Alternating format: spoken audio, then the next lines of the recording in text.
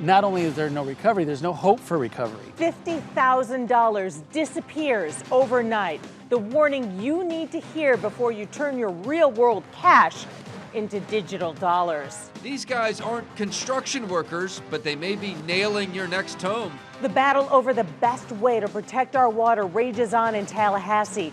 Tonight, the governor picks a side. Plus, we've got a lot of different native tree species, lots of native shrubs as well. And they could be the key to helping fight climate change in Florida. Live, the news you count on. NBC2, News at 6. How much are we talking, if you don't mind sharing? About 50,000. 49 and some change. That man lost $50,000 worth of Bitcoin overnight. If you're thinking about pouring money into cryptocurrency, you might want to watch this story first. Thank you for watching NBC2. I'm Peter Bush. And I'm Kelly Burns. Financial experts say it is a risky investment. In fact, the feds just recently arrested this New York couple for hacking billions of digital dollars. Tonight, NBC2's Dave Elias talked to a Fort Myers man who's had tens of thousands worth stolen from his account. Well, you would think that cryptocurrency or digital money is harder to steal since you don't have it on you like you do cash. Well, not so, according to one man who had nearly $50,000 in cryptocurrency drained from his account. It looked like there's a lot of potential for these cryptocurrencies. Gordon Durant did what so many are doing. I started investing a little bit each week. To the tune of nearly $50,000. I believed that my account was secure. And then? My phone asked me for an update. It seemed normal until I could not enter the account through the app. Someone gained access to his Coinbase account. This app is attached directly to my Suncoast Schools Federal Credit Union account, draining his checking and Coinbase. You're really vulnerable to losing your funds in a situation where you think you're safe. You're really not. To add insult to injury, he got this response from the company. All transactions are irreversible.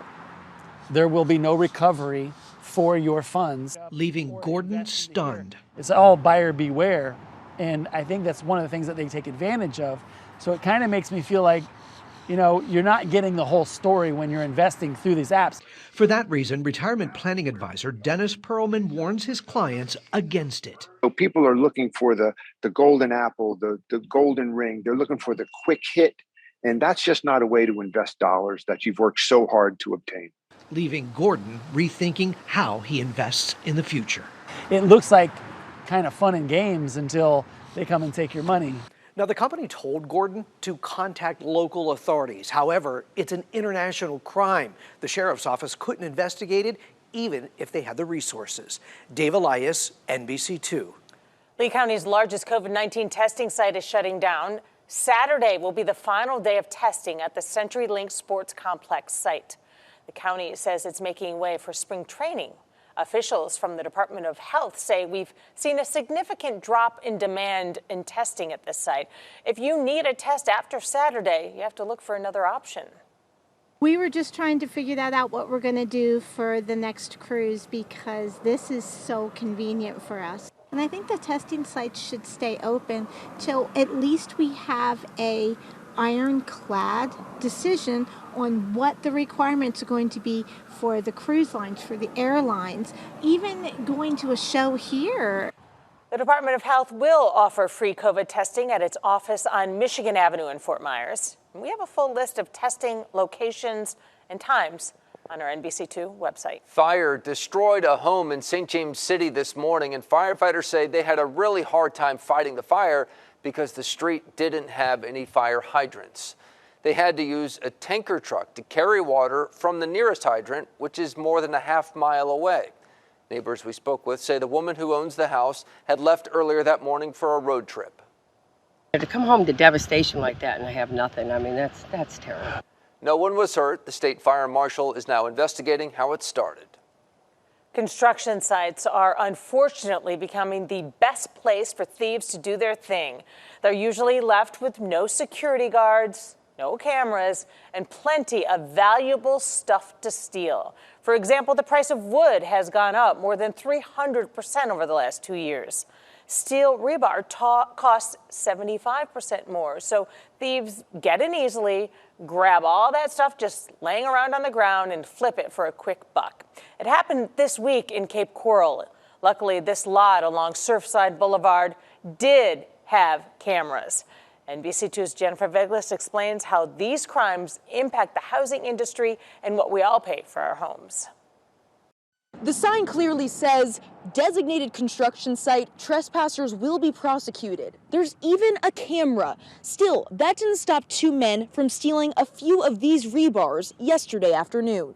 Gilardi Construction's cameras were rolling as one man in a neon orange hoodie, another sporting a light blue long sleeve tee and baseball cap approached their site along Surfside Boulevard. They obviously saw the rebar here and they came and they took it. Construction manager Adam Gilardi estimates this set them back about $200, adding another layer of stress. Stuff like that, it causes delays with our scheduling, and we have guys that we have to send home early. He says the thieves left a few behind, but getting more rebar these days isn't so easy. The company estimates rebar prices have gone up at least 75%. It's been very stressful, just getting everything on the site on time and with prices going up. For neighbors on the busy street like Anna Jean McMahon, the stressful part is recognizing when someone is stealing. It is concerning. The thing is, how would I know that they're not supposed to be there?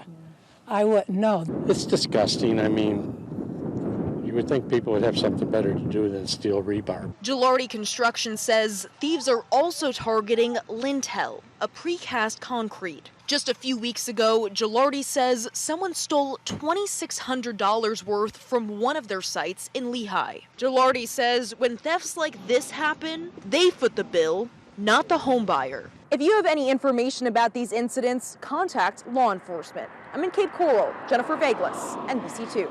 Take a look at this. New photos show a vandal inside Riverdale High School. He broke the back window, or the window of the back kitchen door to get in.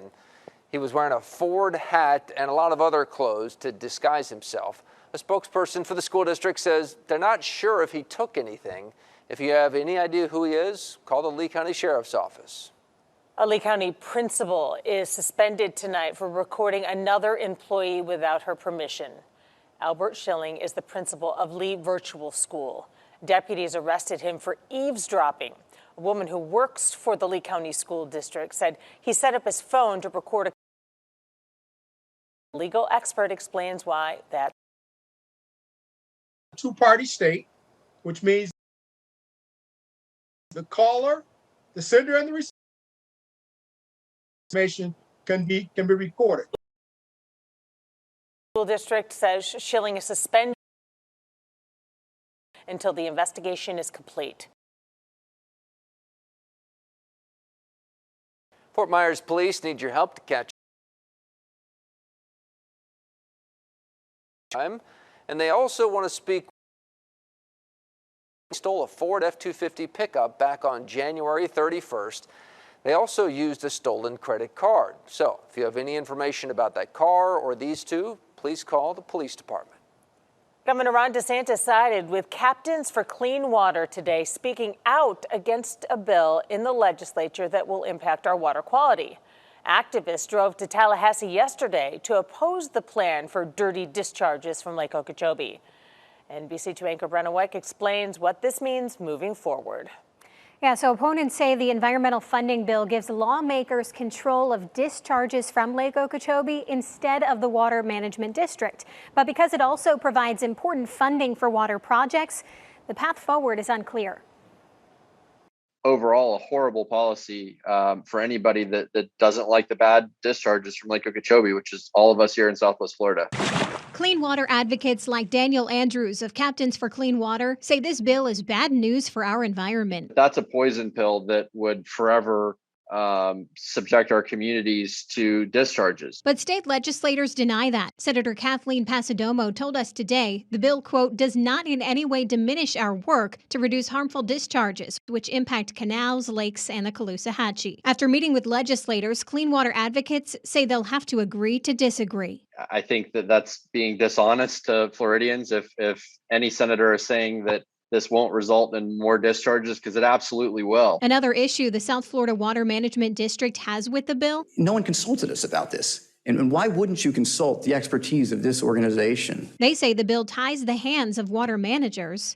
2508 is a wholesale policy change that completely and entirely imports the savings clause, which is supposed to only do with SERP. And unless changes are made, it holds the money hostage to build those projects unless this horrible policy is passed. While the governor expressed his disapproval for the bill today, it's unclear where that leaves the issue. Andrews explained a veto of the bill would mean critical funding is also vetoed. Count on NBC2 to stay on top of the story as it develops. In studio, Brenna Wyke, NBC2. Spring training remains in limbo, but we did get an update today from the commissioner of Major League Baseball. Rob Manfred said today there is no change to the status of spring training. Pitchers and catchers report next week. Manfred, though, refused to put an end to the ongoing lockout. He says he believes the players and owners will come to an agreement in time for opening day, March 31st. From your Cape Coral news team, the construction on Burnstore Road just entered a new phase. Crews are getting started on the sidewalk part of the project, which should be done in just a few months. People we talked to are excited to be able to walk and ride bikes along this busy road without worrying about getting hit by a car. We would love the sidewalks. I feel like I could get a bike again, and I could go, up and down all around and discover more of this area. So I'm happy about it. Anytime there's designated sidewalk and paths for bicyclists, it's always a safer situation.